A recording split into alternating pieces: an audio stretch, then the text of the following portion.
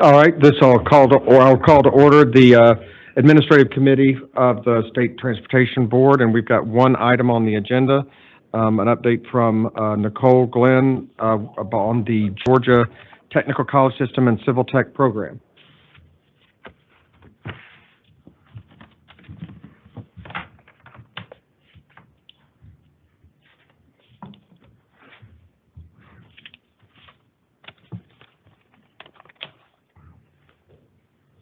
Good afternoon.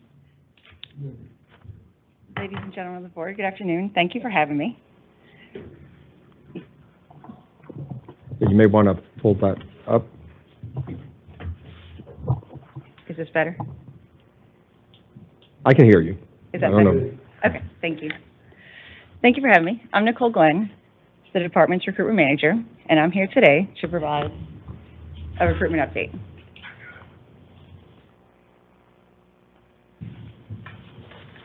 With an agency as diverse as the Georgia Department of Transportation, it takes a variety of strategic recruitment methods to attract a qualified workforce. The recruitment team includes Whitney Burkett, Felony Kamagda, and Carrie Rowe, who work to serve the department on the recruitment team. Each semester, the team receives an average of 50 subject matter experts from across the department to join in on the recruitment efforts. Some of those volunteers are actually in the room with us today. Sam Harris, and the commissioner is actually a frequent volunteer.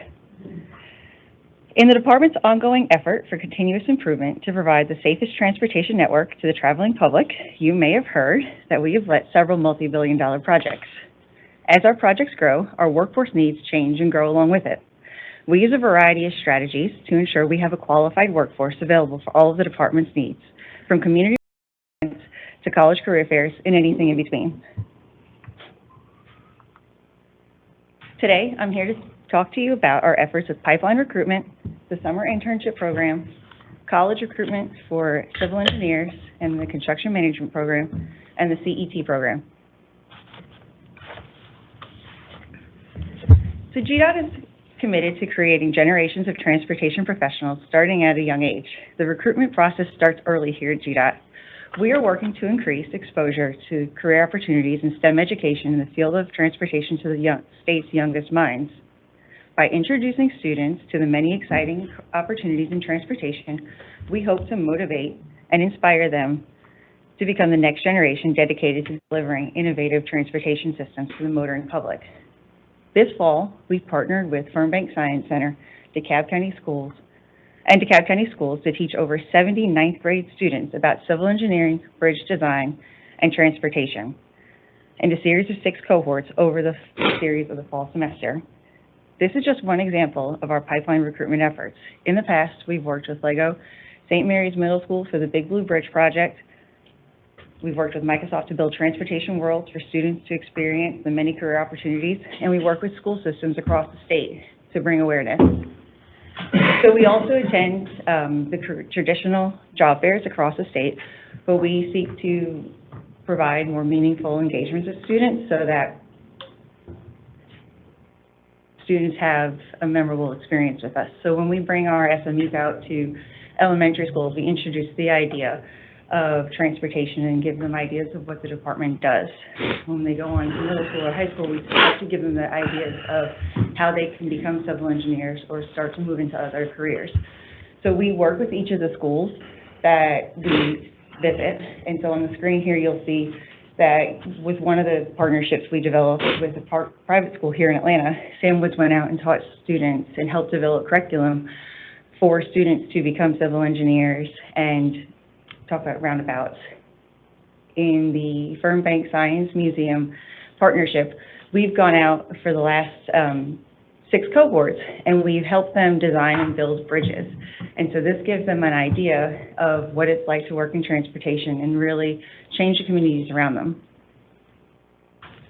We're aiming to make each interaction meaningful and memorable for students, infusing science and safety for our lessons.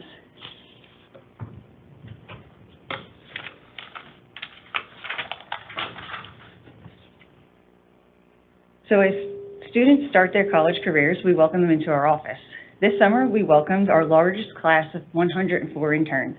These interns worked across the state in a variety of offices and districts. While the program is growing, It's also growing in popularity. We received hundreds more applications this year than last. Students came from 5 states and 22 universities to work with us.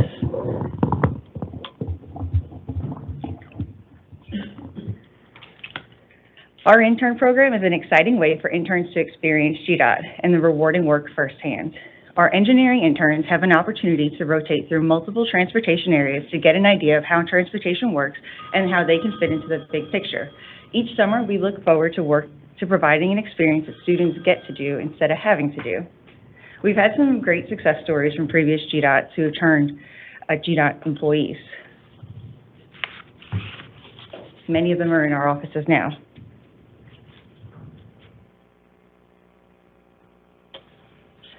So about 70% of our interns hired are engineering or construction management students. Over half of the interns hired in this program are 3rd or 4th year students. As students get closer to graduation, we work to transition them to our intern to full-time program. We retain about 25% of our graduating interns.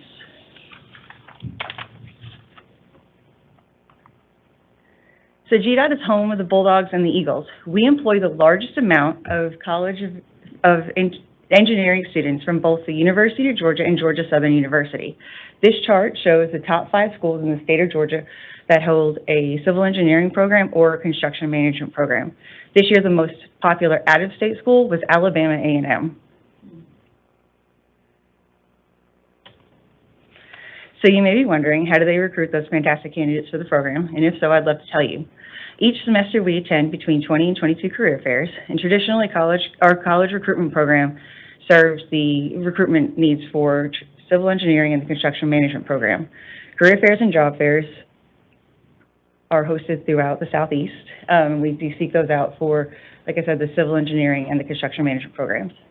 And so the schools on the right-hand side of the screen are the schools that we visited this fall. And these are SMEs in action. So over the last few years, we've added additional recruitment efforts to our routine in our ongoing efforts for innovation and continuous improvement. We've set out to have more meaningful engagements with these students as well. We host campus takeovers where we invite subject matter experts to go to the college campus with us to guest lecture in courses not traditionally thought of as transportation related, so we can start to give them ideas on how they can use the information they're learning now in transportation careers later on. We attend chapter meetings across the campuses, which include the ASCE meetings, the Guild meetings, the ITE, and the ASNT meetings. And so we'll oftentimes bring out our own office heads, our division directors. Like I said, the commissioner comes out, and they make memorable experiences for these students where they're able to apply the classroom learning to real-life applications.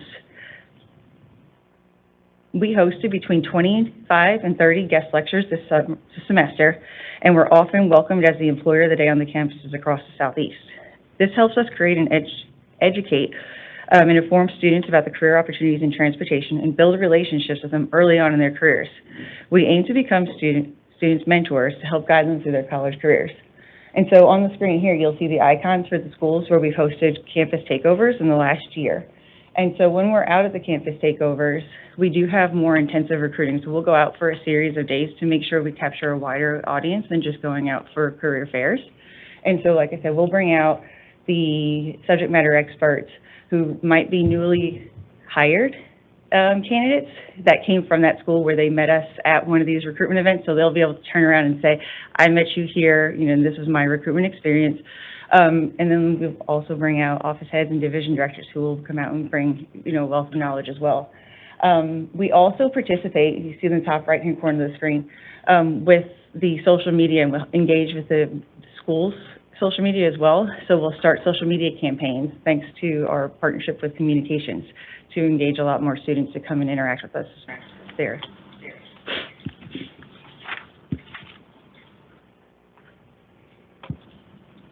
So how does this impact the overall head count? This year, we've hired 48 entry-level civil engineers, and we've hired 10 construction managers. We have the largest group of interns coming through our intern to full-time program. Many of them are set to graduate this week, actually, and then the rest are scheduled to graduate in May of 2025. The summer of 25 Summer internship program is already accepting applications, and we're excited to start that cycle over again.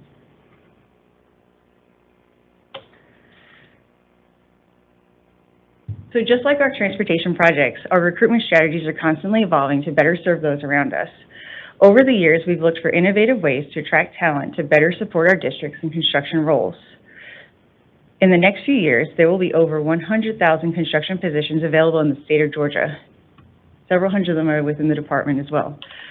There are many to keep up with that need, we've partnered with the Technical College System of Georgia to recruit civil engineer technologists.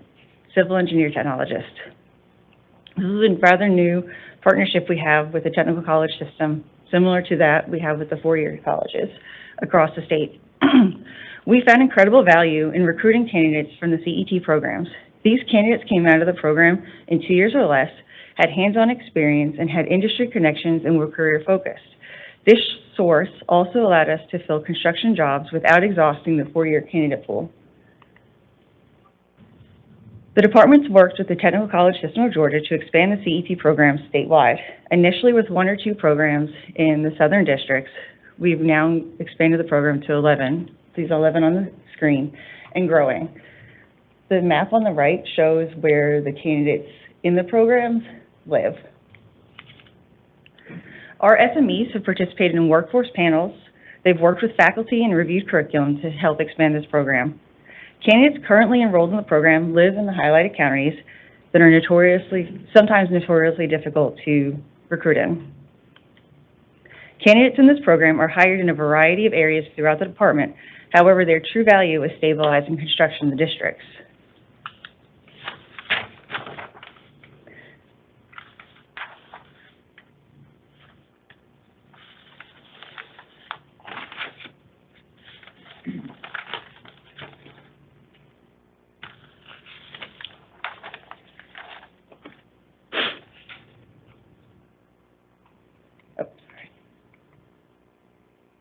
Their true value is stabilizing construction in the districts.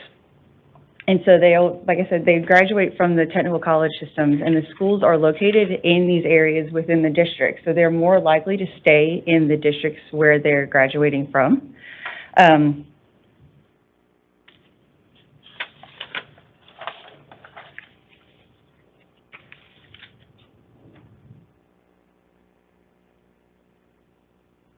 And so this coming up semester, we're going to be welcoming them into the summer internship program and then into the full-time employees when they start to graduate through these programs.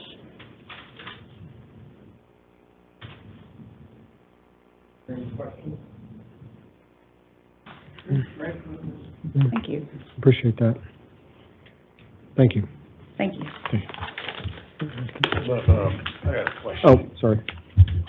And I'll circle back with you after this meeting. I'd love to get some information to send to some of my high schools about the internship program for incoming freshmen in college. I think that's an awesome opportunity, so thank you very much. Thank you, yeah. Thank you. Excellent, thank you. That concludes this subcommittee's work.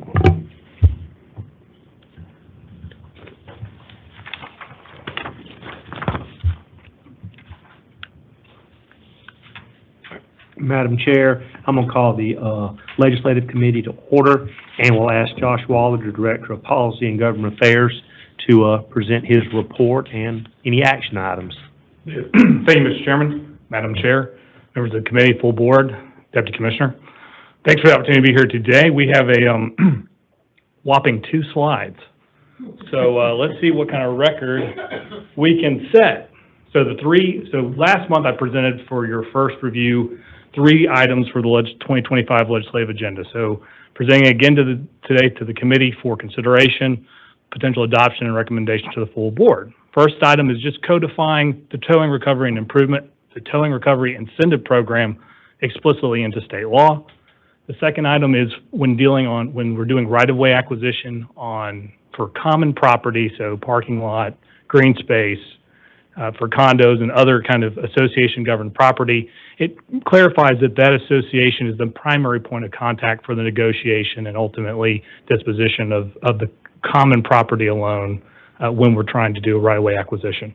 And then the last item is just updating the statutory timing for the publication of our public notices of public meetings to correspond with, particularly in rural areas where you don't have daily circulation of the local legal organ, that newspaper. So this just will update it to allow for some flexibility.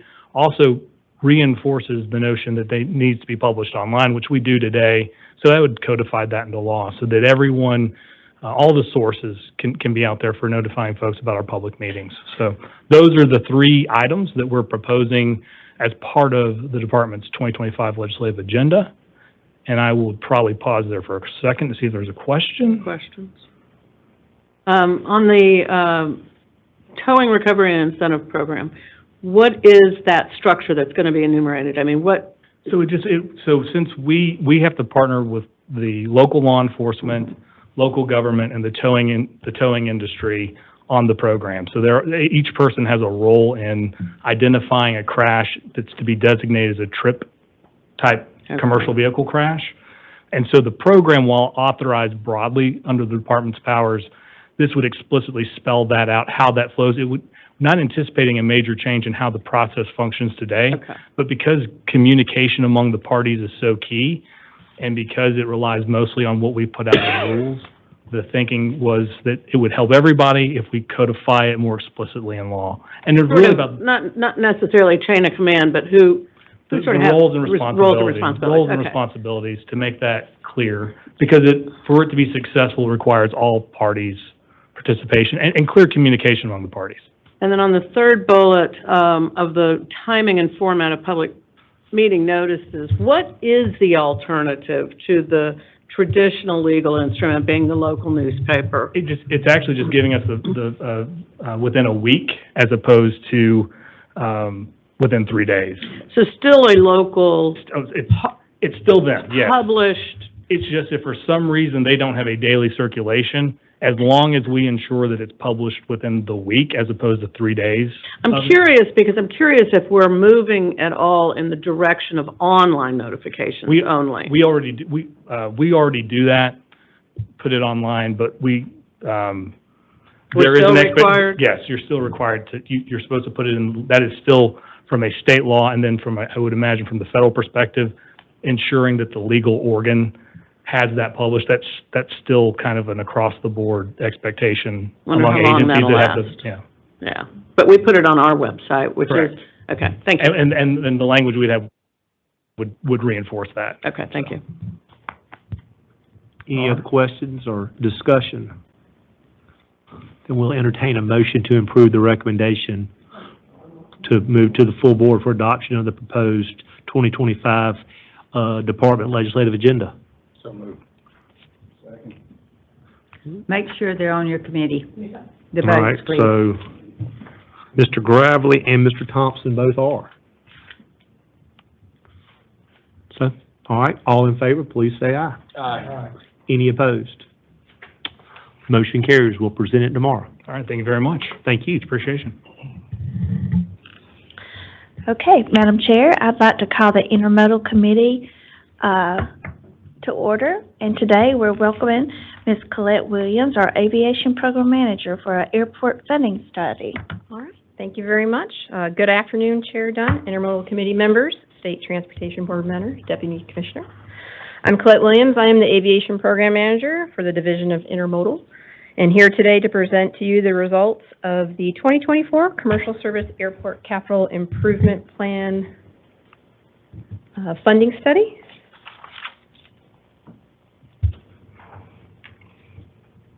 As background, in 2021, the Joint Legislative Study Committee on Airport Infrastructure and Investment recommended an analysis of the funding needs for Georgia's commercial service airports, excluding Hartsfield-Jackson Atlanta International Airport. This recommendation stems from testimony given by the commercial service airports regarding their capital development needs, coupled with current state funding levels as compared to our neighboring states. The 7 airports included in the study are Augusta Regional at Bush Field, Brunswick Gold Niles, Columbus, Middle Georgia Regional in Macon, Savannah Hilton Head International, Southwest Georgia Regional in Albany, and Valdosta Regional. Collectively, these airports serve more than 2.8 million passengers annually. thereby enhancing Georgia's competitiveness and connectivity to the global economy. Similar to other modes of transportation, airports require annual investment to rehabilitate, maintain, and improve their infrastructure. The study investigated funding needs versus anticipating funding availability by comparing estimated capital improvement costs for fiscal years 2025 through 2029 to historical federal, state, and local funding. The objective was to identify if any potential funding gaps exist. As stated, the recommended study stemmed from testimony from Georgia's commercial airports. To give some perspective, other states were surveyed to see what funding they provide to their commercial service airports. 33 states responded to the survey, and on average, those states provide $14 million in funding to the commercial service airports each year. That is about 5 times higher than what Georgia provides, which is approximately $2.8 million annually. Neighboring states like Tennessee, Louisiana, and North Carolina, as shown here, who have around the same number of commercial airports, provide far more state funding to their airports as compared to Georgia. It is important to note that the primary sources of funding in other states is through state aviation fuel taxes and state transportation trust funds. In Georgia, we currently do not draw airport funding from either source, but from the general fund. To identify if any potential funding gaps exist, we had to start by evaluating the study airport's capital improvement plans, or a CIP for short.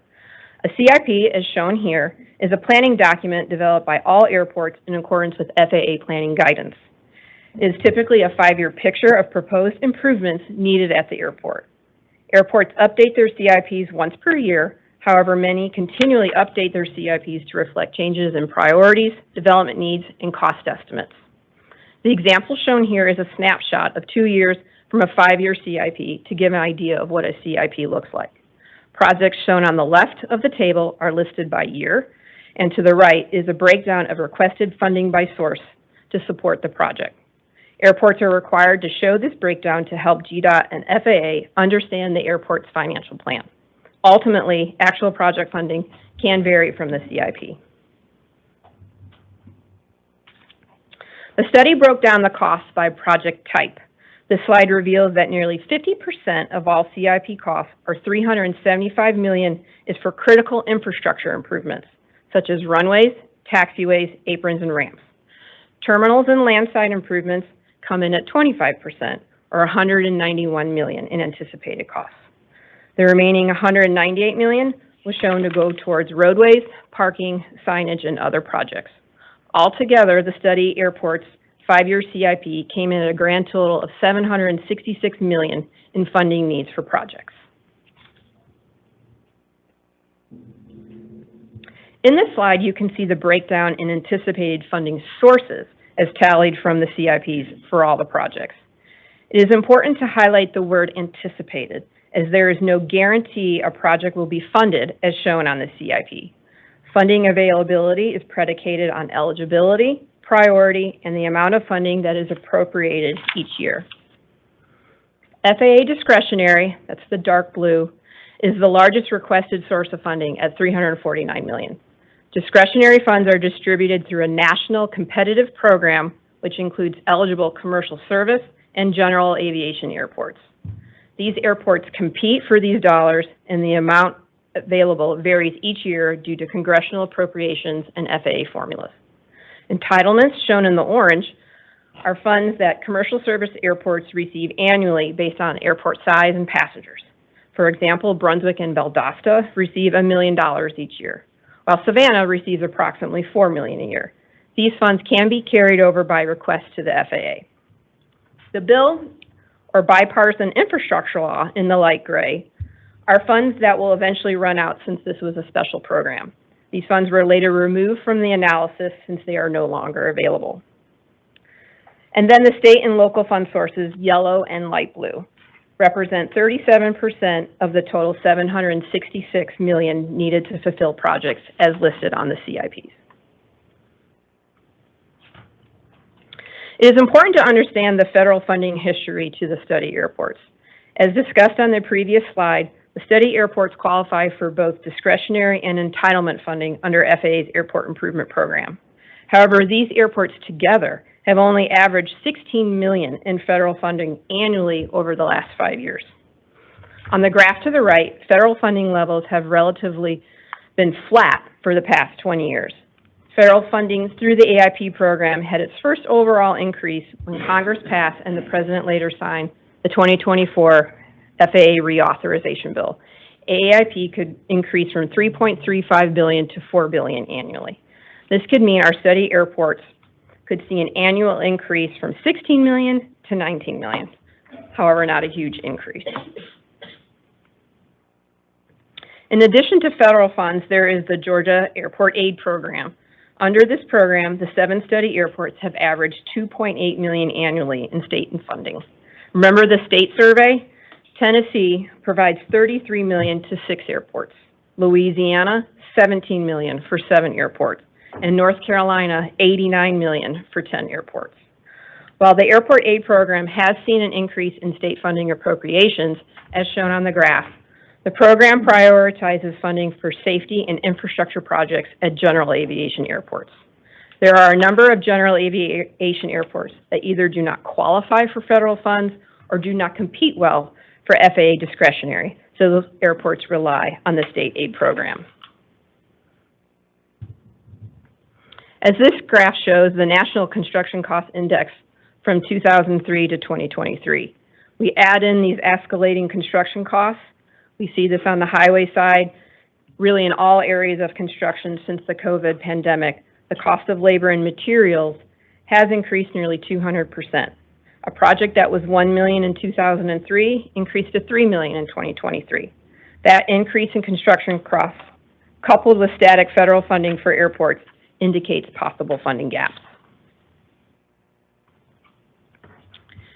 CIP information that was collected showed $766 million in project requests for FY25 through 29. Of the $766 million, $417 million was shown as federal funding requests for discretionary entitlement.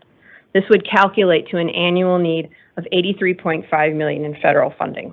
However, as we know based on historic funds, the study airports have only averaged about $16 million in annual federal funding. Therefore, a gap was detected.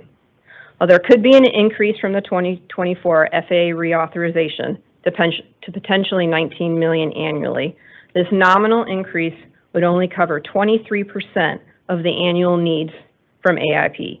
The remaining 77% of anticipated federal funding requests would still go unmet. As they say, it is all about the numbers. The study estimated the commercial airports will continue to receive approximately $16 to $20 million annually in federal funding. Given such, this showed an anticipated annual gap could be expected. In order to fund and implement projects on the CIPs, the annual state funding could increase from $2.8 million to $85.5 million, and the annual local funding could increase from $1.6 million to just under $41 million. With this shift in limited federal funds, collectively the study airports could face a $126 million gap in annual funding in order to implement projects as shown on their capital improvement plans.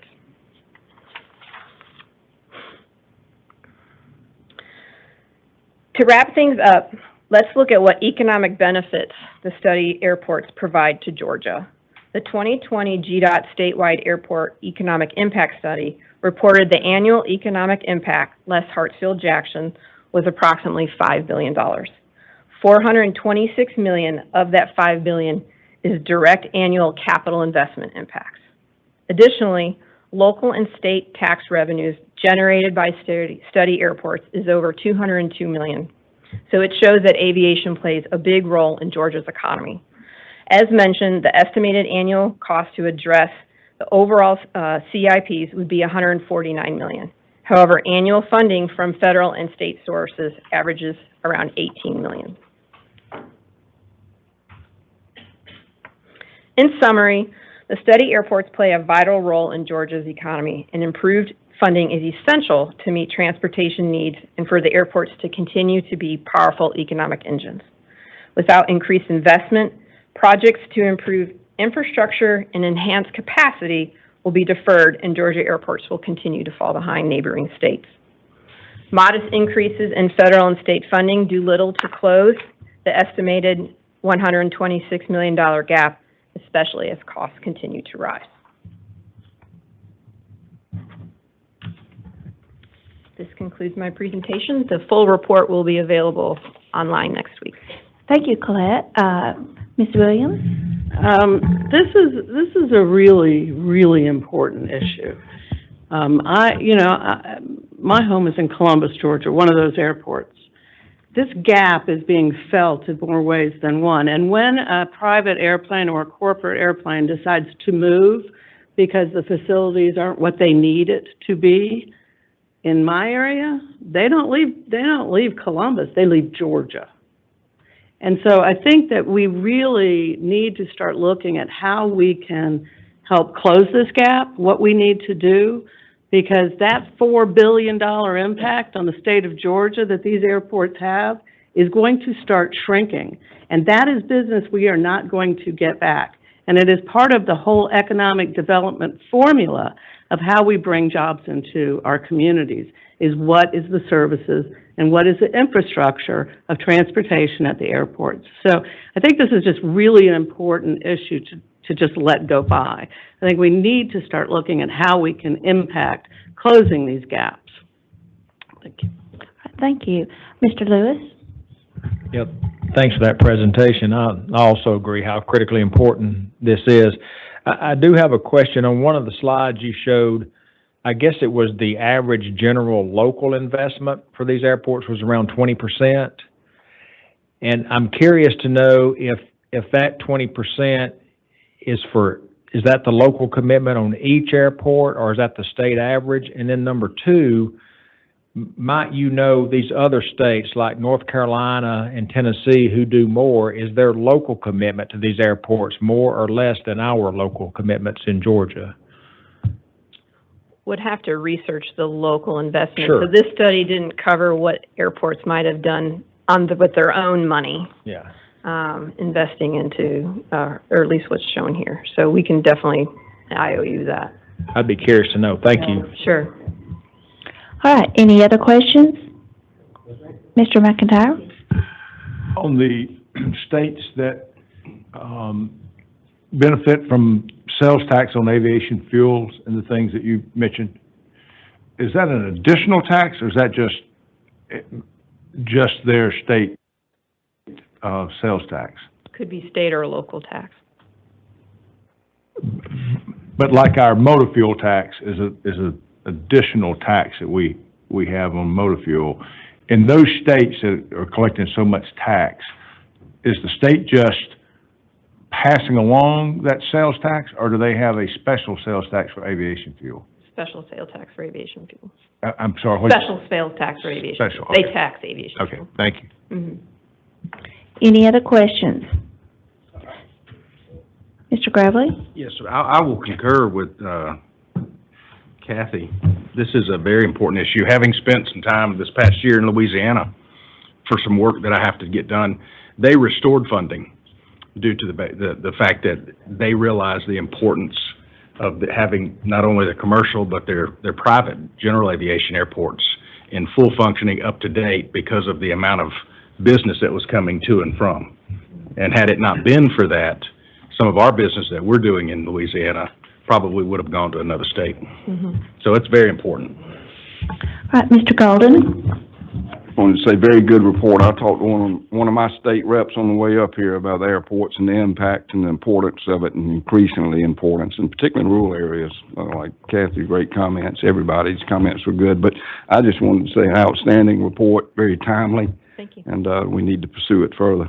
Thank you. Appreciate it. Any other questions? Clearly, Ms. Williams, you have hit a nerve. Had but- more than 2 slides. Yes, exactly. But I think you've really opened our eyes with your the report of this study. I really appreciate it because I know we're the #1 placed state to do business, and I hope that will continue. So I think part of our duty as board members is to raise the awareness to our legislators who can help out with this. not to mention our own local people as well. So, but thank you so much for your report. It was excellent, and I hope you get this on the front page of the AJC.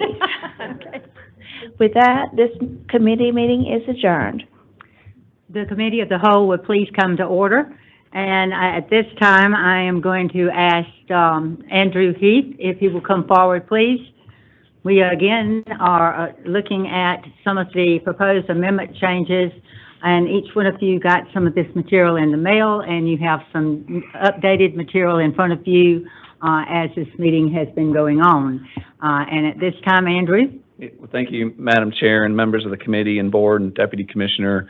Your agenda says Helen O'Leary, and Helen will come up, but for the committee of the whole, as we discuss proposed rule changes, we will do this via committee.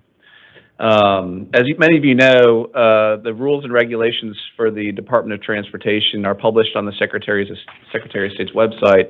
As it relates to DOT, that's Section 672, which covers a whole number of items that the department engages with. And occasionally we see the need to update some of those rules and regulations. And this item is to specifically open 2 board rules to update that. And we will have 3 folks come up because it's covering a number of sections. First and foremost, Patricia Smith, who's our transit program manager in the Division of Intermodal, will discuss 6 sections. The vast majority of her updates are essentially to bring those rules up to current law, to essentially do some cleanup language within those sections so that it reflects current law, current definitions, both on the FTA side and then on the rail side. Then Colette is not done. Colette will come back up on the aviation side, specifically talking about aviation grants. She just talked about how we see the need, or we see that funding gap on the commercial side. Her changes are essentially to add flexibility to the department as it issues state grants for state and local match to provide flexibility on the match side to allow airports to be more flexible in matching those to get projects on the ground and done. And then finally, Helen will come up with 2 sections. One is an old transportation enhancement section, which was a federal program that no longer exists, so clean up there. And then one other section just talking about for some consistency language and things of that nature. So that's sort of an overview. And then if I could, Patricia, if you'd like to come on up, and then Colette will come up, and then Helen will come up. And I'd be remiss to say, Kristen did just hand out hard copies of resolutions, and hopefully there's red line changes as well. The action that we're asking for the committee to recommend to the board tomorrow will open the rules to then go get public comment. And we will be back in February to then ask for the board approval. So that's for the process for carrying out this activity. So Patricia, come on up. Thank you. Good afternoon, Madam Chair, Transportation Board, and Deputy Commissioner. So this presentation will focus on updates to the rules and regulations for the grant programs of the Georgia Department of Transportation under 672-12 and 672-9. The 6 transit and rail rules in Chapter 672-12 were updated as follows. Section 1 is definitions. Section 2, FTA Section 3 program. Section 3 is FTA Section 8 program. Section 4 is FTA Section 9 program. Section 5 is FTA Section 18 program. And Section 6 is the Local Rail Freight Assistance Program.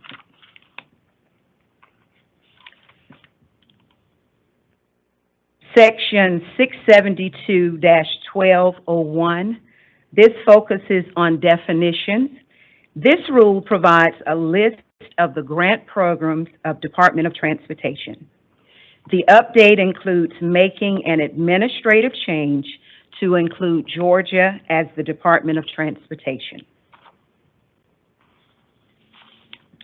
672-12.02, this is FTA Section 3 program. This rule applies to all eligible designated applicants under $200,000 who must complete an application as outlined in the GDOT State Management Plan. The applicants must adhere to all FTA regulations outlined in Circular 9030.1E. The updates include changing the name of the rule to reflect the updated program name of the FTA Section 5307 program, and also providing directions on the application period for federal funding. The annual call for projects is announced in August of each year. 672-12.03, this is FTA Section 8 program. This rule applies to all designated metropolitan planning organizations, or MPOs, and statewide transportation planning organizations that have the legal authority to receive and dispense federal funding. The applicant must adhere to all FTA regulations outlined in Circular 8100.1A. The updates include changing the name of the rule to reflect the updated program name of the FTA Sections 5303 and 5304 programs, and advising eligible recipients that a final Unified Planning Work Program, which is also known as the UPWP, must be submitted to the FTA Regional Office and the Federal Highway Administration Division Office for review and approval. FTA Section 9 program. This rule applies to all eligible applicants in urbanized and rural areas of grants to replace and rehabilitate, as well as purchase buses, related equipment, and to construct bus-related facilities. The applicant must adhere to all FTA regulations outlined in U.S. Code Section 5339. The updates include changing the name of the rule to reflect the updated program name of the FTA Section 5339 program, and providing direction on the application period for federal funding. The annual call for projects is announced in August of each year. 672-12.05. This is FTA Section 18 program. This rule applies to designated local government authorities, nonprofit organizations, and operators of public transportation or intercity bus service providers that have the legal authority to receive and dispense federal transit funding. The applicant must adhere to all FTA regulations outlined in Circular 9040.1G. The updates include changing the name of the rule to reflect the updated program name of the FTA Section 5311 program, and providing directions on the application period for federal funding. And the last one for me is 672-12.06. This is the Local Rail Freight Assistance Program.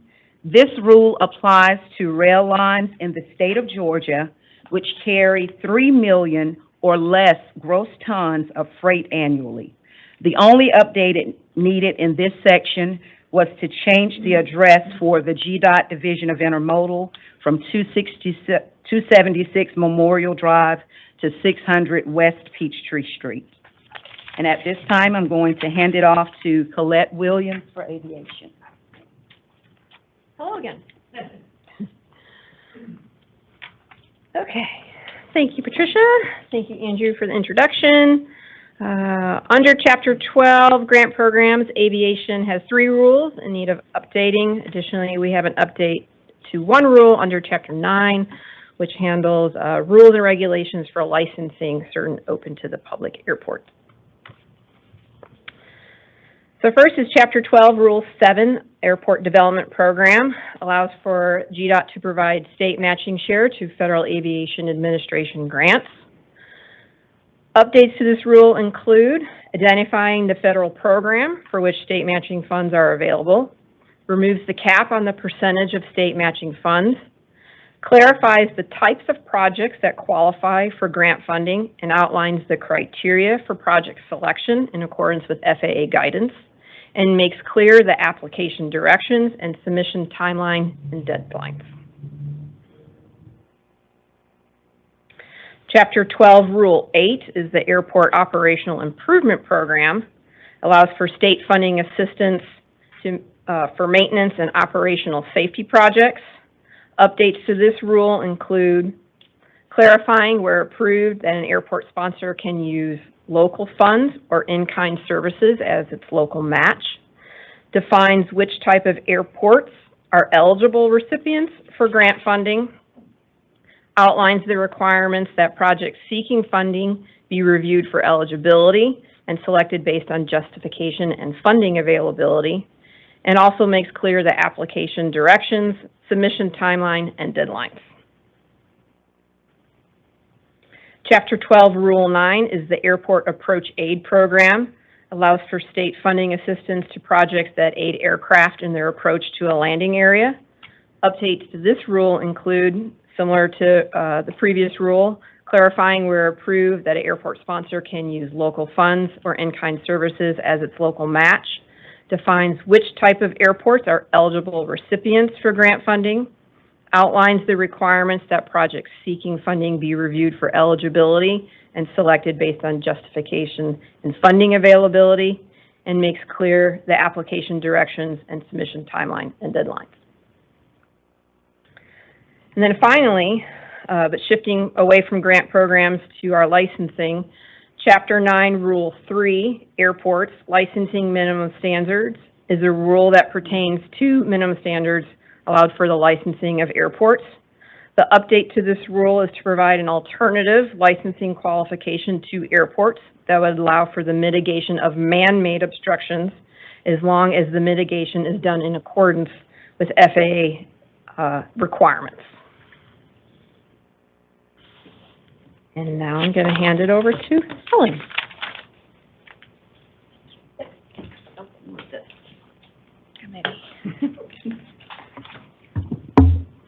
Good afternoon, Madam Chairperson, members of the board, Deputy Commissioner. My name is Helen O'Leary, and as you've heard, I'm winding down the grant program rules. There are two that were non-intermodal related, and the legal division figured as long as we were opening up the rule chapter, we would make the necessary corrections to those.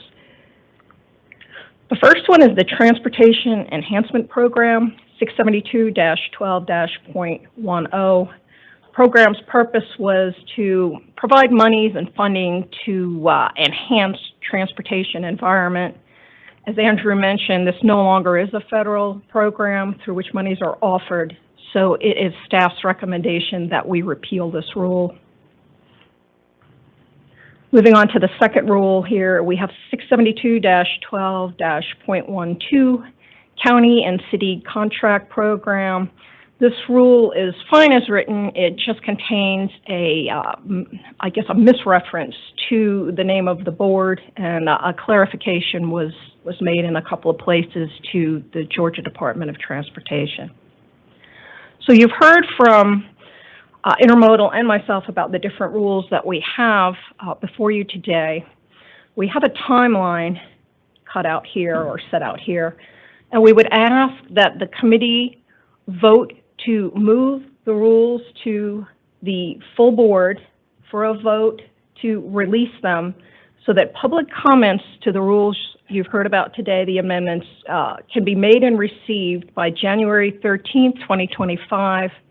Thereafter, we'd like to come back and bring the rule to you at the February 20th, 2025 board meeting and have you consider the amendments for adoption. So this is the action requested today. Again, vote to open Rule Chapter 672-12 grant programs and Rule 672-9-.03 airport minimum licensing. Ask the full board to open those rules for the rule amendments we've talked about today to be considered for public comment, and issue resolutions that notify the public of the board's intention to amend these rules. And with that, if you have any questions, I'd be happy to answer. Okay, does anyone have questions to Helen or either of the other two ladies that have appeared today to explain to us what we're working on in regards to the Rules Chapter 672-12 as well as 672-9-.03? This has to come before our committee of the whole to be amended and to be recommended to the full board tomorrow for a vote. Any questions to any of the three ladies or a comment? Seeing none, then I would like to have a motion that we, as a committee of the whole, send the board action that is needed to that request to the full board tomorrow. So moved. Second. All right, we have a motion and a second. Any other comments or discussion? Seeing none, all those in favor, please say aye. Aye. Those opposed, likewise. The ayes carry it, and we will make this presentation tomorrow to the full board. Thank you very much. Thank you. As we move forward, I will ask if Sam Harris, and I believe your wife, will join us today and tell us about Sam is our state safety project manager, and they're coming today to tell us about STEAM, which is a science, technology, engineering, arts, and mathematics camp that they are so instrumental in and working upon.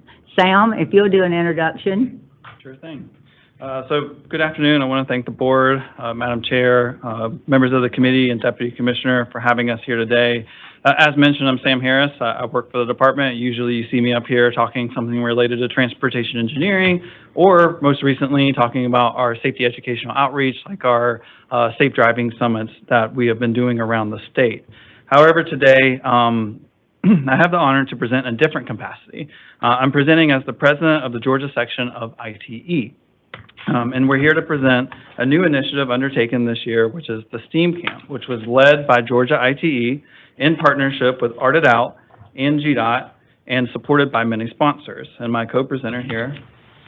My name is Chelsea Harris. I'm an art therapist and the director of Art It Out Therapy Center, and we're just really excited to present about this collaboration today. Yeah, so in case you're wondering, as mentioned, the last name is that we are married, and this is my lovely wife, and I have to give a lot of credit to her because she created much of what you are going to see here today.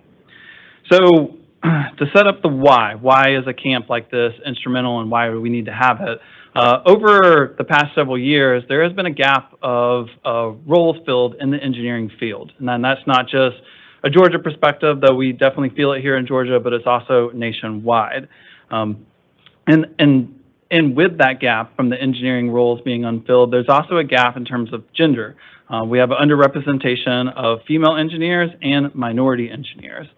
To emphasize this further, when you reach senior year in college, we have about 3.6 million in the U.S. that are making their way to the engineering field.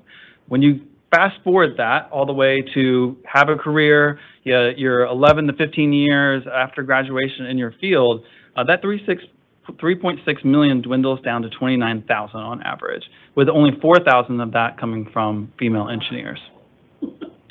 So, as I mentioned, I am currently the president of Georgia IT. I'm in my last month in that role, but every president has to come up with initiatives. I wanted to do something that was impactful. I wanted to do something that was going to make a difference, so I chose the large undertaking of putting together a STEAM camp. I knew this was the right direction once I pitched the idea to Chelsea over dinner, and she had many great ideas that she was able to put forth. And we realized this was something that we'd be able to get to mesh our respective careers together, and actually this might be one of the few times that we get to do that.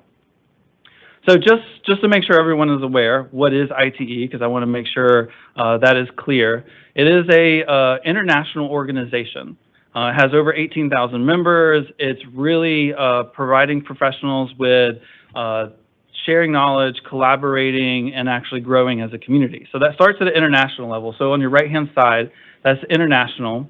Then it works its way down to different districts within the United States and abroad.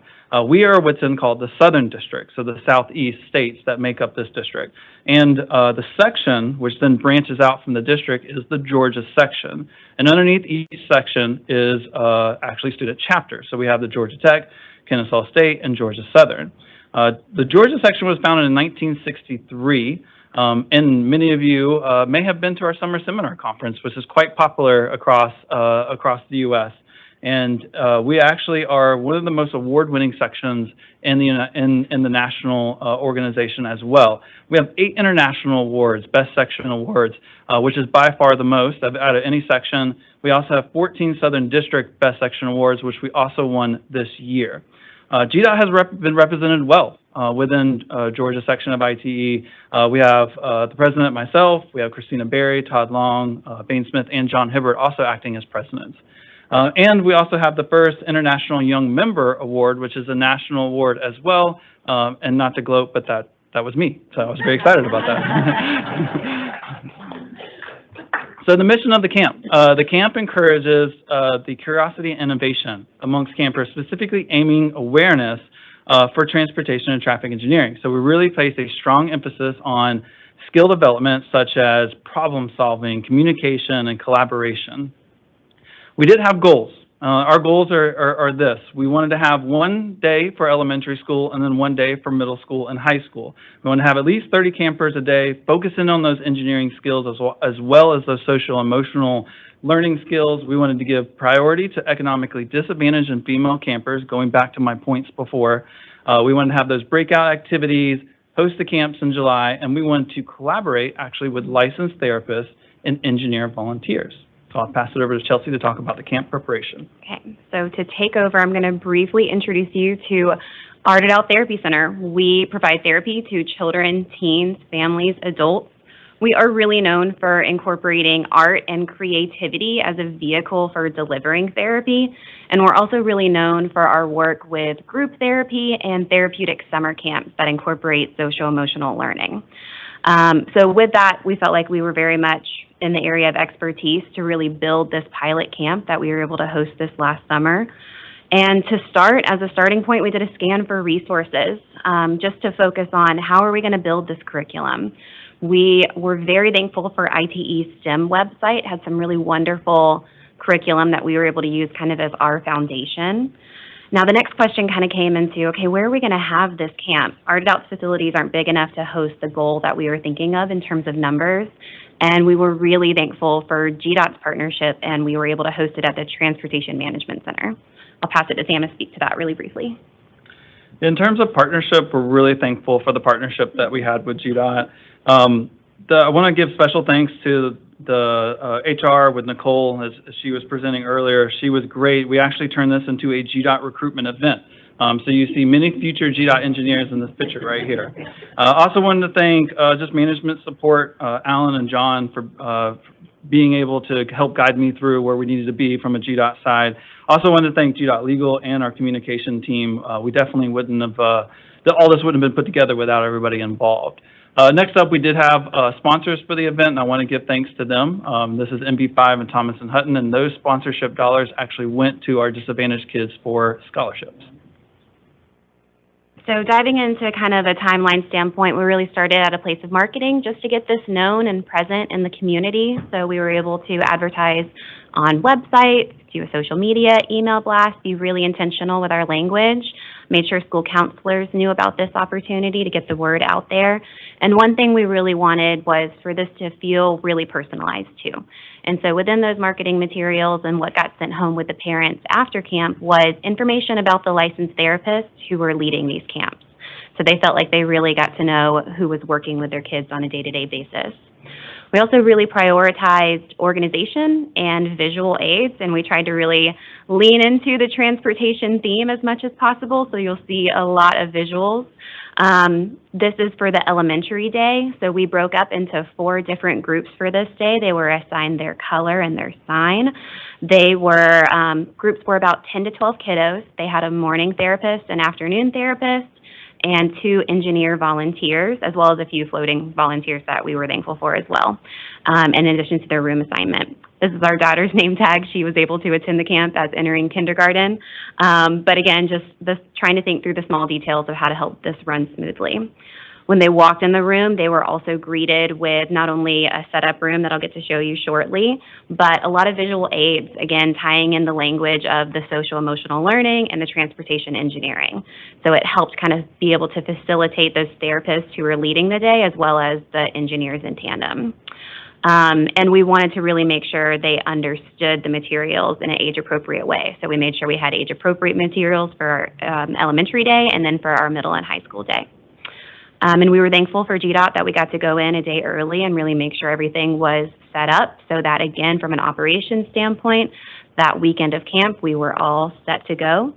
And we were also very thankful for funding. We provided all food and snacks. So every camper got a morning snack, an afternoon snack, a lunchtime, and a little bit of a break midday, because it's a long day.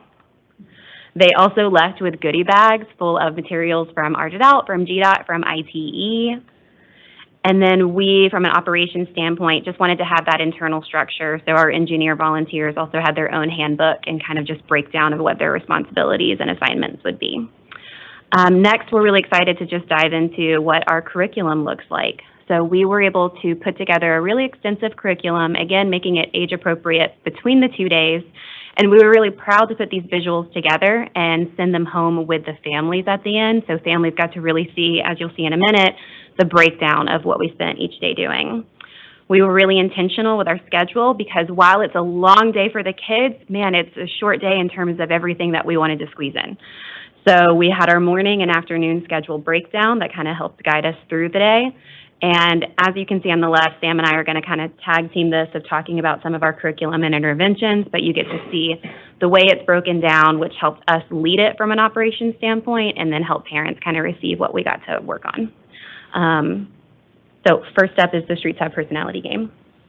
So this is particularly exciting from an engineering standpoint because in these pictures you actually see these are kindergartners. And so when they came into this, they were actually learned what the different contexts of roadways are.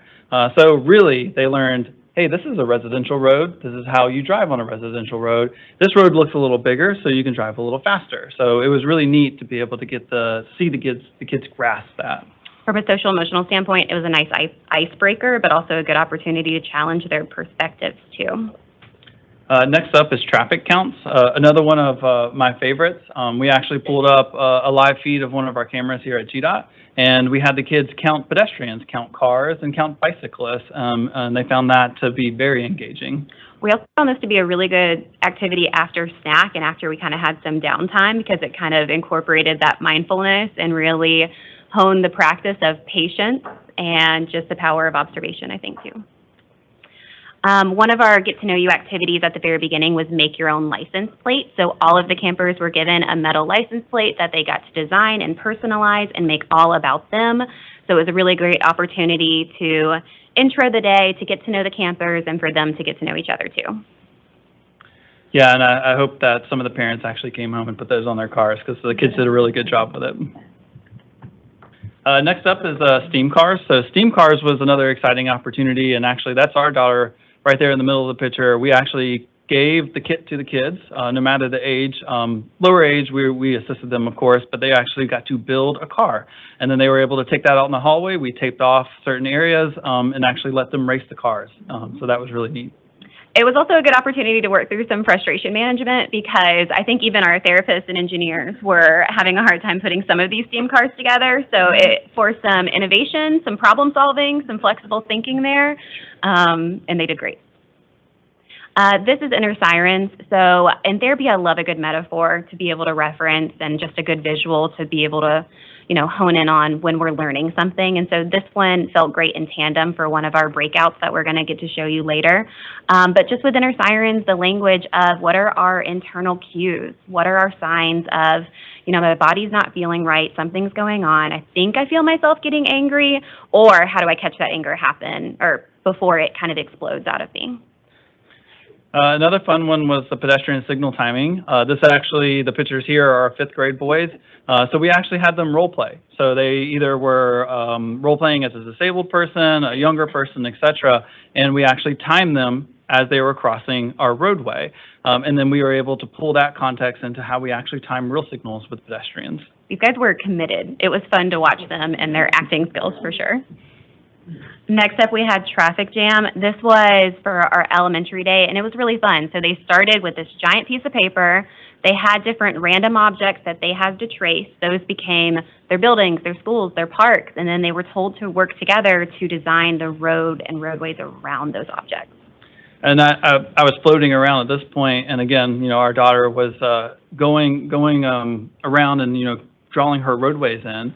But then she came a little frustrated. She came up and talked to me, and she said, "Hey, someone drew their road right over my road." And I reminded her, I was like, "Well, there are tunnels and there are bridges, right? So this can work." And she said, "Oh, you're right," and then went right back at it. So. Next up, Build a Bridge Challenge. So this is with a high school group. So this brings in the structural engineering aspect of what we do here at the department. So they were given the materials and they were given the challenge, build the most structural integrity in terms of the bridge. And they were actually worked in a team together. And at the end of this, they were able to actually test the strength and then actually eat it afterward because it was just made of candy and whatnot. So. Next up was Sign the Way. So comparing it to inner sirens, this is an opportunity for us to recognize what we want to communicate, what we want others to know. And so we really got to provide some education on the different types of sign, from regulatory to warning to guide signs, and how those also relate to our social emotional needs too. And I couldn't help myself. I mean, we were in the TMC. I just went over to my office. I grabbed an MUTCD, set it on the table, and started pointing out the signs. They had a blast with that. They just thought it was really cool that there was a book that had all these signs in it. This is points of conflict. So for this, they got to really look at points of conflict with different intersections, this one in the picture being a roundabout. And again, just getting to relate that to, okay, well, what are our points of conflict in daily life? What were your points of conflict this morning getting ready on your way to camp on a summer morning? And just really identify those obstacles and kind of talk through them with language that they also kind of relate to. And lastly was the Traffic Engineering Small Town Challenge. So this again was with our more advanced high schoolers. We actually set a scenario that is actually really predicated on real life scenarios that we deal with here in the department. And they were coming up with solutions to how to solve those transportation problems. Which was a lot of communication and collaboration and working together on this. Next up, we had the 2 breakout sessions. So the first one was GDOT Hero, which we're super excited to have them out there. Cody was the GDOT Hero operator that came out. The kids had a blast walking around the truck, learning what was inside the truck, asking tons and tons of questions, and just being that close to the truck was just really fascinating to them. I think at the end of the day, everybody was reciting 5 Flood and 1 yes. and taught their parents too. Yes. Next up was Georgia State Patrol. They were nice enough to send over a trooper with their really nice Ford Mustang trooper car. And again, going from kindergarten all the way up to high school, we had lots of engaging questions, and the trooper did an outstanding job answering those questions. And really, everyone, I think at the end, was most excited about when they got to get into the car and turn the lights on. So just recapping back our goals. So we did have those 2 separate days. We had the elementary school day, the middle school and high school day. Our goal was to have 30 campers a day, but we actually had 40 per day on average sign up. We did give priority to those economically disadvantaged and female campers. We provided over $2,600 in scholarships, and we had over 30% of our campers that showed up were female. We had the breakout sessions with Hero State Patrol that we just went over. We did host those camps back in July, and the collaboration between the therapists and the engineer volunteers worked great. We had 16 therapists on site with 3 graduate interns and 22 Georgia ITE engineering volunteers. Parent feedback was really wonderful. They were thankful that their kids who think naturally like engineers had a place to go, and that's so rare to find. The kids themselves loved the transportation-focused camps. They loved the TMC, kids and parents alike. They were excited for the engineering activities, including the inclusion of social-emotional learning. Lots of questions about our future plans for camp, and parents were really jealous of the activities. I think they were mostly jealous of the TMC, but I think they really like to be able to be there and be present. And all in all, throughout all that feedback, there was one that stood out to us that gave us 100% confidence that we made a difference. Up on the screen, this is Bryce. He was a part of the camp. His mother reached out to us and really just said that he could not stop talking about engineering after the camp. And then she actually sent this picture over to us. This is his first day of kindergarten, and down below, it says that he wants to be an engineer when he grows up. Which leads us to all of this wonderful feedback, us being very excited to announce that we're going to be hosting this STEAM camp again in July of 2025, and we're excited that we're finalizing also Grady as an additional partner in this. And we'll open it up for any questions that you might have.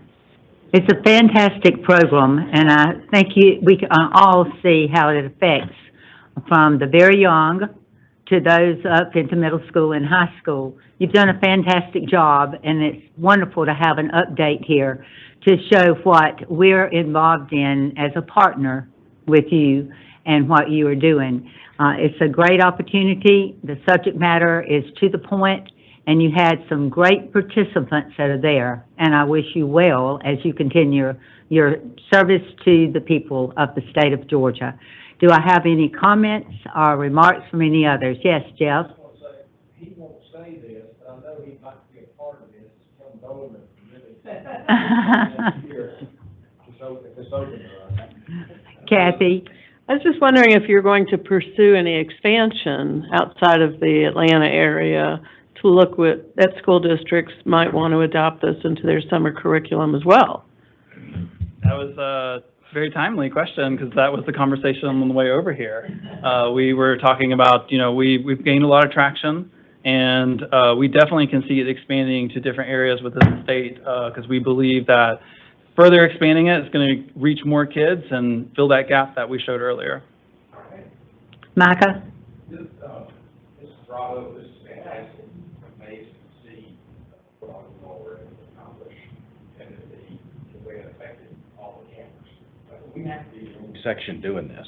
Or is there other states, or, I mean, Correct. sounds to me like we're going to be getting another section award. That definitely is the hope, and quite honestly, I would be surprised if we didn't, because not only has Southern District reached out to us and said, hey, we want Georgia to prop this up in other states in the Southeast, but from a national perspective, they've already outreached to us and said, we want to get you guys out in front of other districts to be able to get this going. And correct, this type of camp hasn't been done to this degree anywhere within ITE. So That's amazing. Good job. I think we need to clone you two.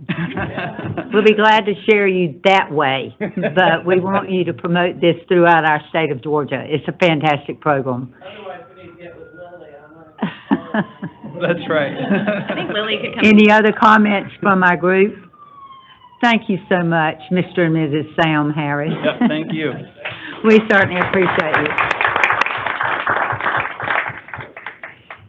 Now we have the president and the CEO of the Georgia Highway Contractors Association with us. And David, if you will come forward, and they're going to give us an update about our GHCA High School Caterpillar Simulator. And it is present with us today, and we can get to see it after our meeting. David? Right, yep. Ladies and gentlemen of the board, thank you for allowing us to give you this little update. I think you'll be excited about some of the things we're doing. And I brought with me Jeremy Whitaker. Jeremy is the person who wrote all the curriculum and has been one of the biggest drivers behind what we're doing. So, with that, let me get the presentation started here. I hope I can get this figured out here the right way, but there you go. It takes an educator to do that, right? So back about 3 years ago, we were trying to figure out how do we train more people. One of the things I heard from a lot of you and heard from legislators and others is, as we continue to grow our program, how do we make sure that we have enough people in the pipeline? One of the things we were faced with is that we were seeing people in their 30s and 40s coming to us, and typically they were people that were restarts. So if they hadn't been working with us from high school on, many of them were restarting their career at some level. Some were coming out of incarceration, some of them were coming out of rehab programs, some had tried other things and just not found the place for themselves for their career. And so we looked at ourselves around the table and said, wait a second, we've got to get to these people earlier so that they can see a path and a real career out in front of them. So then we were faced with, okay, so what do we do? Where do we go to get that? Do we go to the technical colleges, which is where most people say we need to go? But after a little research and really just us talking to each other about all this, we realized that the person we're looking for isn't going to make that decision to go that next step. Typically, they're ready to be done with school, and they're ready to get out into the workforce. So we decided to focus on the high schools. And to date, it really has been a real success for us. The map that I've put up here shows you that in 2022, we started with 6 high schools, and you'll see them all listed there. And all the yellow dots or yellow filled in counties are the counties where we have schools. 23, we added 9 more, and then in 2024, we added 10. And we're still getting a couple of those up for the spring semester. But with the 25 high schools that we have, we've been able to really find ourselves in a position where we can help our folks get involved with them, and we can show these students a career path for themselves. So what we did is we sat down with our contractors and said, these are things you can do to get involved with this program. Number one was to join a school team. So what we've done is every one of those schools that you saw on there's a team of contractors that is actively in and out of those classrooms. So we're supporting them like no other program does in this state.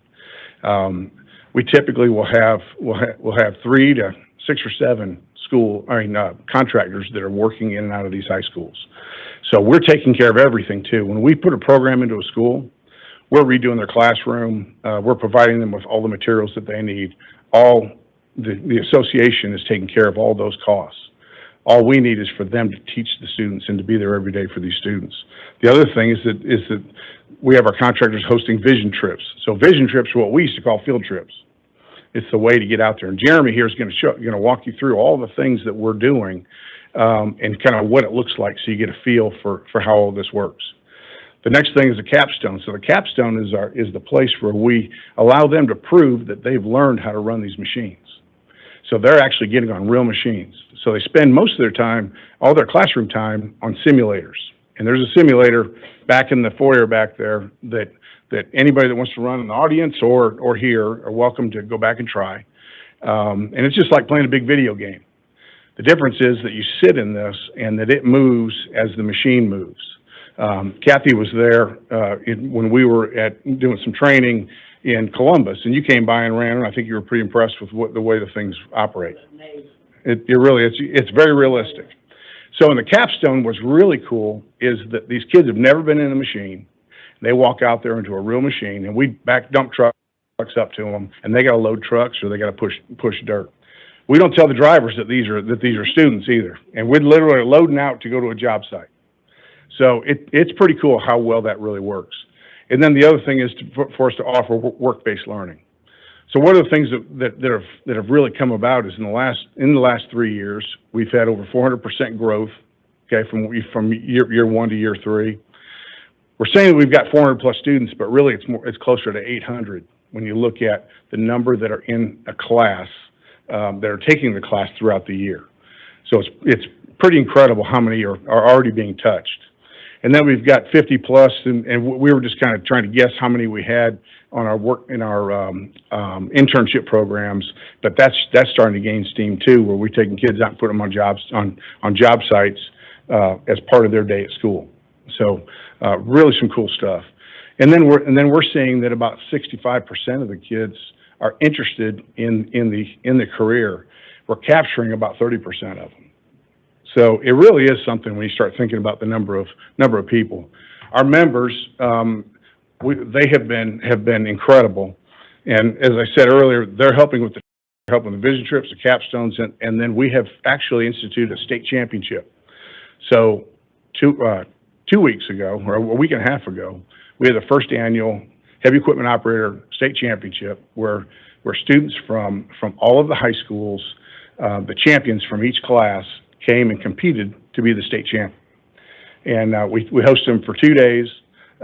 We take care of everything. We have them down in Toombs County, and they ran actual equipment, and then they had to run simulators, and they were judged on everything for over 2 days. And we crowned the champions based on their performance over those 2 days. This is a good look at what our classrooms look like. So literally, these are the machines, and as I said, there's one at the end of the hall back there. But these are students, actual students that are training right here, and this is what their day looks like. They come in and they hop on the machine and they start running it. They've also got classroom work too that they're doing. Oops. And then as you can see here, this is one of the classrooms in Pike County. This was right when we opened it up last year. They're a little ribbon cutting, but what I think you get a feel for is how much pride there is in these schools as they take on these programs. We have had all 25 schools have competed for the right to have these machines. We're putting 4 machines typically in each of the schools, and we've teamed with the legislature to be able to do this. The machines are pretty expensive. They're between $80,000 and $100,000 a piece, so it's been a substantial investment. The association has invested another between $3 and $4 million of our own time, effort, and money into the program too. And so the culmination of that partnership has really grown, and it's really become something special. So as I mentioned earlier, Jeremy Whitaker, who is here, he works for C.W. Matthews, and he was an educator at Kennesaw Mountain High School and had been working with Matthews on some internship programs and training kids. They hired him, and then he helped us write curriculum, or actually he didn't help us, he wrote the curriculum that now meets the pathway system throughout the state. And so I'm going to turn it over to Jeremy and let him talk a little bit about kind of what we're doing and let him walk you through all the things that we're doing, because he's the guy that's doing it every day. All right. Well, good afternoon. Howdy. Thanks for letting us come and share some of this good news with you. So it's a blessing. So I've been out of the classroom now 6 years working for Matthews, and this is one of my pride and joys. It's like one of my children, this class. So one of the neat things, before I get to the slides, I just wanted to just say something here that one of the auxiliary benefits of this pathway is it put our industry on the map. Before this pathway existed, nobody knew horizontal construction in the education world. Okay, I was a teacher for 15 years. And when I went first to the NCCER, that's the curriculum body that does all the curriculum for construction around the country, I said, hey, we're trying to do this thing in Georgia, and we're looking for the right curriculum and for horizontal construction. And this was the head lady at NCCER. And she's like, oh, horizontal construction? I've never heard of that before. And I'm like, okay, I'm done with you. And so that's when we started working with CAT simulators to develop this curriculum that goes along with their state-of-the-art simulators that we use to teach the classes. And it's been such a blessing. We actually had the ownership of CAT simulators flew down from Peoria to be a part of our state championship a week and a half ago. And the owner got in front of the whole hall of people and says, you know, we have simulators from here to Siberia, and nobody has a program like Georgia. And everybody wants to figure out, what's our Chick-fil-A sauce? What's our secret sauce? How do we do this? And so we have other states around the country and other countries that are looking at what we're doing here in all Georgia, and so we're setting a good precedent here and building a good reputation for heavy highway construction, well, actually for the world. So simulators and the class. So this is an example here of one of our contractors. I think this is E.R. Snell that is doing exercises outside of the simulator classroom. So that's one of the neat things about this pathway is it is different than any other career tech pathway in the Department of Education because it cannot happen without industry support. This pathway does not exist. That's the way we designed it because we want industry to be driving this pathway with the requirements, with how we train the students. So we designed this pathway for industry and education to work together, and it cannot happen without us because we're the ones that are facilitating these trainings, our vision trips, where we're taking students out. About a month into the program, we take the class, and they're not just C.W. Matthews, all different members of the Highway Contract Association are taking these classes out. Once they've spent about a month on the simulator, and they understand the controls a little bit, we take them out to a job site. We show them around, kind of teach them about, you can tell this is a bridge job. That's the Barrett Parkway job. And then we let them get on an excavator. This was an excavator class, so we put them on a real excavator, and they're seeing that the controls are the same as they are on the real simulator, and it kind of brings them to life and shows them that what they're learning on the simulator really matters. And so it kind of inspires them to go back to the class, to get on the sims, and to really just, oh man, this is great. This is actually working. And then so here's some different pictures, different schools getting out in the field.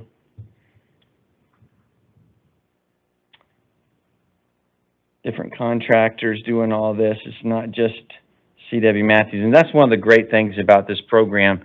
And we did a capstone project I'm about to get to yesterday. And it was us and another contractor. It's like, and I tell the whole group, teachers, students, everybody, I say, hey, you know, on a day-to-day basis, me and this guy right here, we're competing. We're competing for the work every day.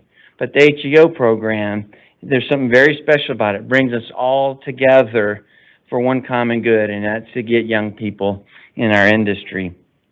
So here's the capstones. So it's basically the final exam for the simulator program. So through this program, they're getting Caterpillar certifications that they can take with them wherever they go in the world. And we're actually working right now with Caterpillar to get wallet cards to go along with their certificate so they can have a easy credential they can take with them. And then once they complete a capstone, say if it's C.W. Matthews is doing the capstone, they're walking away with a C.W. Matthews certification as well. So if it's E.R. Snell, if it's whoever it is, they walk away with that company's certification, which is basically their golden ticket to a career with that company if they choose to have it. And and after they complete this pathway, I can't speak for other contractors, but this is what I'm encouraging all our other contractors to do, say, you got to pay them more money. So we pay our students more money if they did the HEO program. And then if they did a work-based learning internship with us as well, we'll pay them more money on top of that. So we got to put our money where our mouth is because they're worth it. So this is a little video. Sorry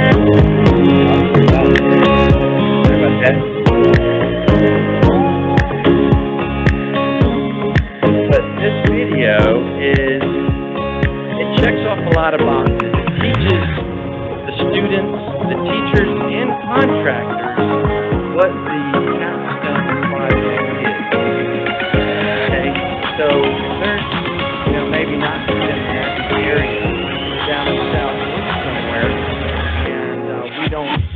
daily work with them, this video here, oh, praise God, turn down. This video kind of unpacks, okay, this is what you do from start to finish to facilitate the capstone, how it works, what the kids are going to be tested on, so that they'll know what to do, and it brings continuity as well. So no matter if they're up here in Metro Atlanta, South Georgia, North Georgia doing a capstone, they know exactly what they need to do. So basically we take them through a few different things like control familiarization, bucket placement, how to operate the machine before we get started on the major task.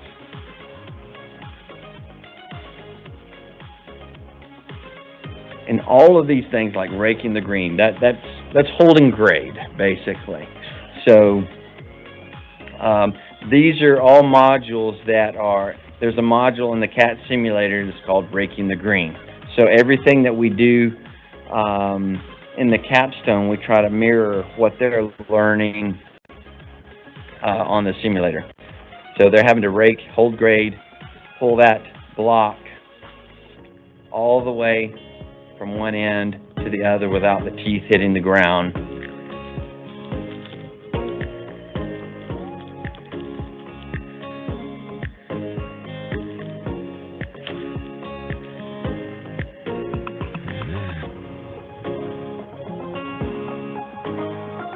So it basically does a start to finish, and there's only two more things main things that we do.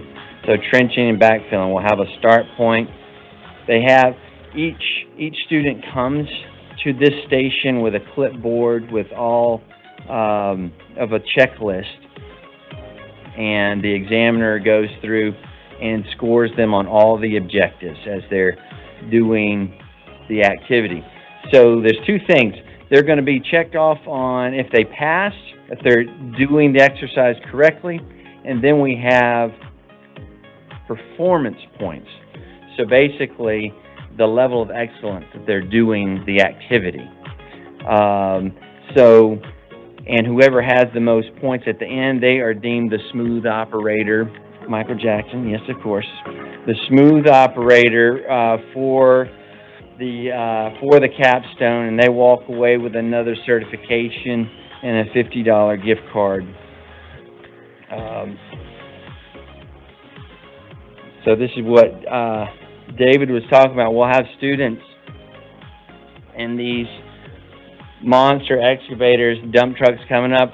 We kind of keep it to ourselves. Yeah, maybe they don't need to know these are students. They don't need to know that. Honestly, this is the third year. I don't think we've had one truck hit yet. I know. I said it. Why did I do that? Why did I apologize. I take that back. So, and one of the cool things is I ask every student when they get off the real machine at a capstone, and I say, which was easier, the real equipment or the simulator? Every time they say the equipment is easier than the simulator.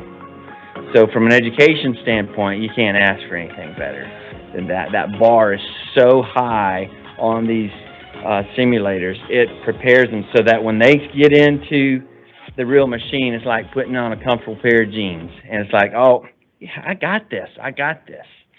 And there's our Smooth Operator Award.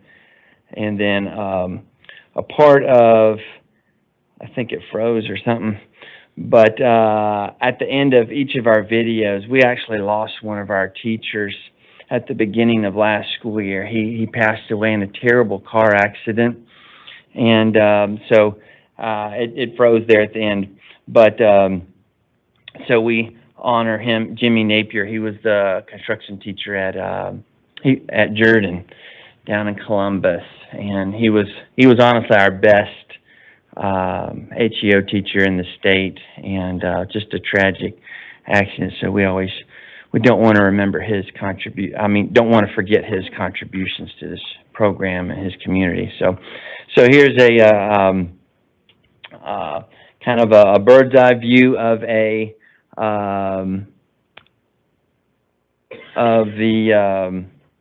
like, this is a capstone we did a couple weeks ago. You can see there's 1, 2, 3 excavators doing truck loading there, and over to the left, you'll see there's raking the green, and then we have pad building over there on the top of the screen that you can't, doing some trenching. And then we have our dozer, and you know, what we do at C.W. Matthews, we're very blessed with 27 asphalt plants, so we try to do all of our capstones at an asphalt plant. Like yesterday, it was a gully washer. I mean, we were down in LaGrange, and it was raining cats and dogs, but we were pushing millions, so we could still do it. And so, but some of our contractors have to do it on the road, so some of those get canceled because they can't push mud.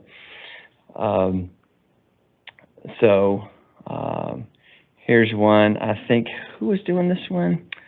I think this was, is this Archer? Yes. Archer doing this one? Yeah, for CEDA. Yeah, at Cobb County. Okay. And then here's some pictures from our state championship down in Toombs County. We had 8 simulators, 10 pieces of equipment. So basically the first day, they all kind of came in, kind of trickled in the first day. So it's kind of the transportation day. When they came, we had on the iron activities for them. And so they were going through a road course with dozers, excavators. Outside, we had them building pads. Inside, I don't know if y'all have ever been to Toombs County High School before. Their ag center is pretty sick, and it's big. So inside the ag center, we had 2 Cat 308s digging trenches and backfilling, and then on the back side, we had big mountains of dirt. They were building pads.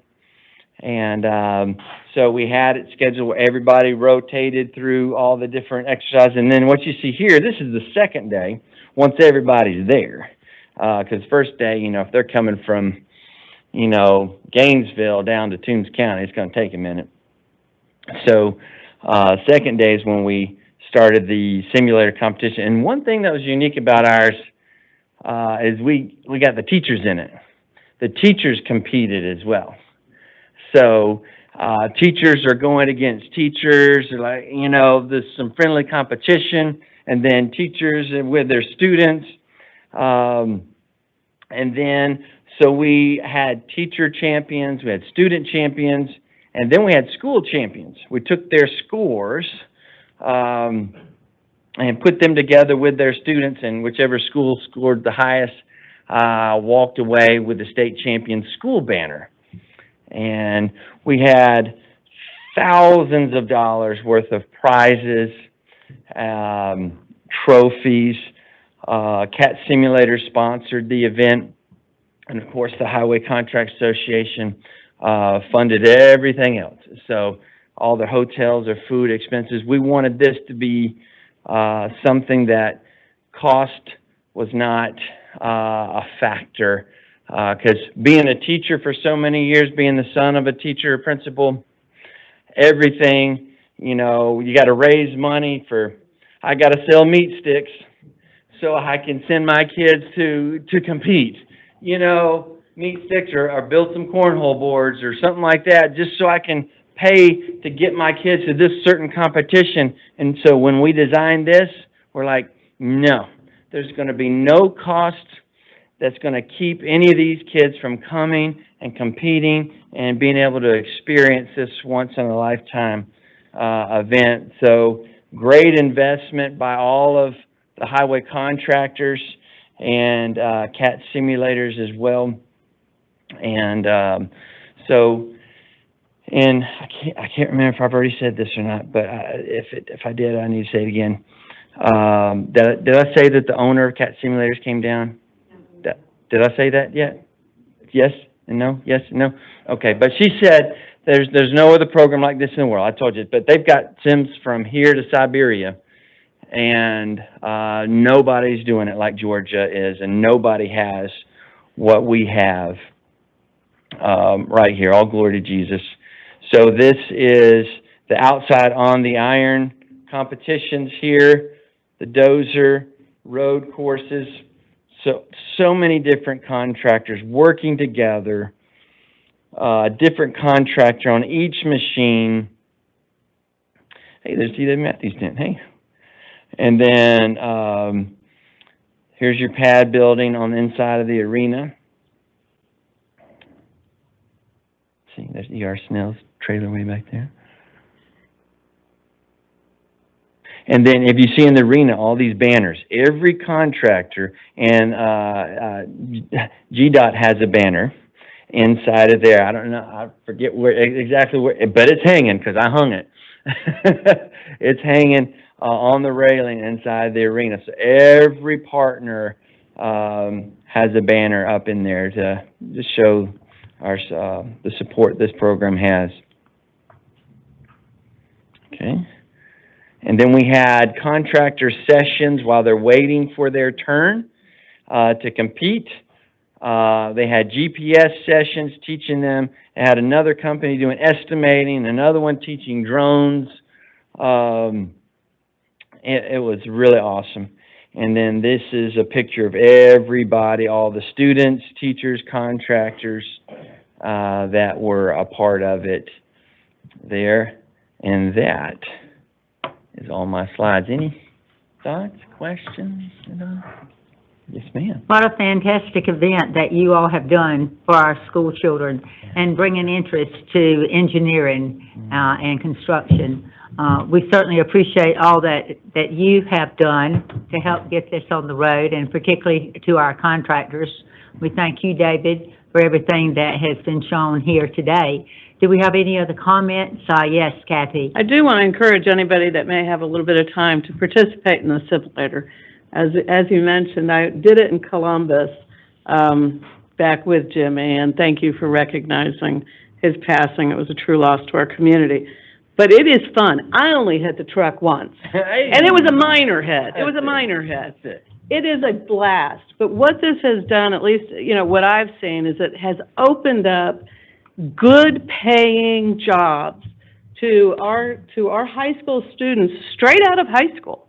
And the enthusiasm that I saw from those students in this program was palpable. I mean, you could taste it almost. They were so excited about possibly going into this, if not as a career, at least for the summer.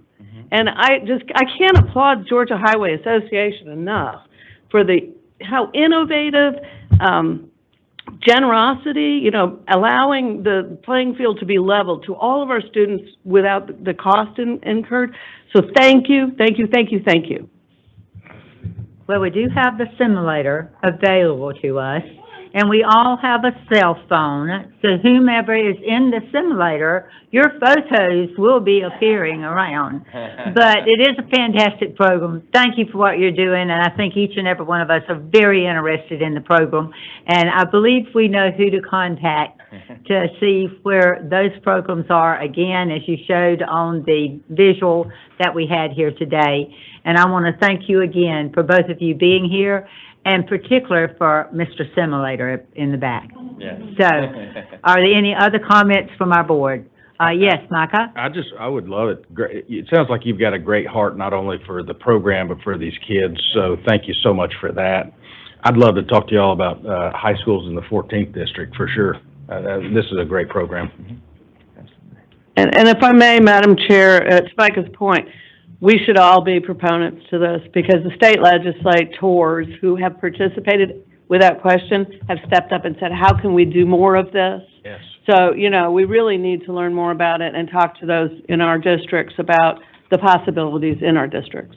Could you let us know when the next state championship is? Absolutely. And it would be fun to go down to possibly. Yes, and y'all are always welcome to, we can give you a schedule of all the capstones and the final exams, the field exams, around the state. Y'all are welcome to join us at any one of those. That'd be great. We're in about all the congressional districts, so there's something in about everybody's district. That'd be We perfect. might have, we maybe just touching the edge of yours, but we're kind of scattered around. A little more concentrated in the metro area right now, but you know, you look down in Albany, we're down there, we're in Lowndes County, we're over in Brunswick, we're kind of all over the place right now. Your map was a very visible, and good remarks in regards to where the schools are already in activity. I think each and every one of us would again like to see the slide that shows what schools in those locations actually have the program, and involved in there. I think you had that on one of your visuals. Back up. So that would be great. Well, this is exciting, and I appreciate you coming and making an appearance here today in front of our committee of the whole. And there's the map that was shown in addition to the schools that have this program started. Maybe you could get that to us at least, David, you or Jeremy, so that we could have it to have in our own districts to promote the program. We're always interested in good contractors, good engineers, and we want to prepare the future generation for that. So thank you for being a part of it, and thank you for being here today. Are there any other comments or anything that we should take on? If not, this meeting is adjourned. Thank you.